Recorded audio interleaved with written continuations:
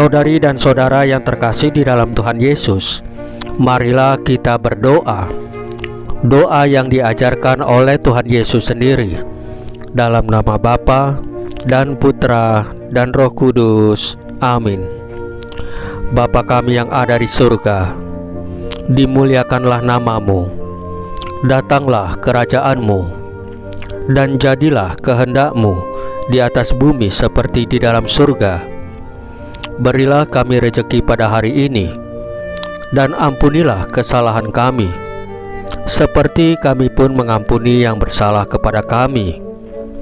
Dan janganlah masukkan kami ke dalam pencobaan, tetapi bebaskanlah kami dari yang jahat. Ya Roh Kudus, hadirlah saat ini untuk memimpin dan membimbing kami dalam membaca firman Tuhan Yesus dan merenungkannya, sehingga kami dapat mengerti maknanya dan dapat kami laksanakan dalam hidup kami sehari-hari di tengah masyarakat kami. Pembacaan Injil Yohanes bab 6 ayat 52 sampai dengan ayat 59. Ia memberikan dagingnya kepada kita untuk dimakan.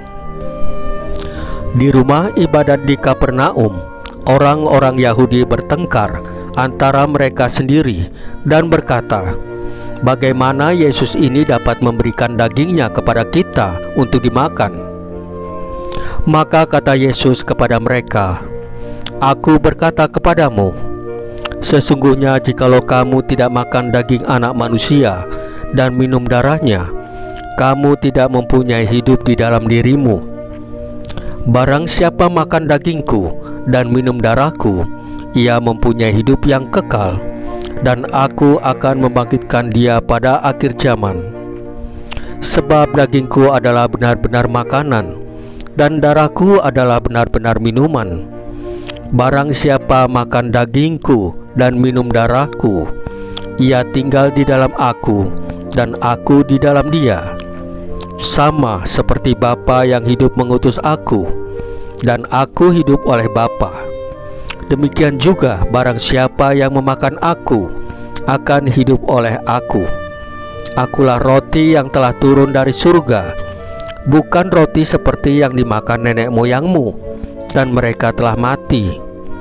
Barang siapa makan roti ini, ia akan hidup selama-lamanya." Semuanya ini dikatakan Yesus di Kapernaum ketika ia mengajar di rumah ibadat. Demikianlah sabda Tuhan. Terpujilah Kristus. Saudari dan saudara yang terkasih di dalam Tuhan Yesus, bagaimana ia ini dapat memberikan dagingnya kepada kita untuk dimakan? Pernyataan ini menggambarkan reaksi orang-orang Yahudi terhadap ajaran Tuhan Yesus tentang makan dagingnya dan minum darahnya. Mereka bertengkar dan bingung, tidak memahami bagaimana Tuhan Yesus bisa memberikan dagingnya kepada mereka untuk dimakan. Mereka menganggap perkataan Tuhan Yesus sebagai sesuatu yang tidak masuk akal dan sulit dipahami secara manusiawi. Dalam hidup sehari-hari, kita sering terjebak dalam pemahaman yang sempit dan terbatas tentang kebenaran iman.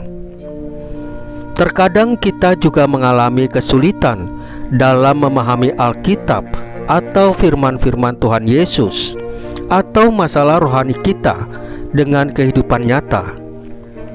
Namun, penting bagi kita untuk tetap terbuka, belajar, dan mencari pemahaman yang lebih dalam melalui doa, belajar, dan refleksi.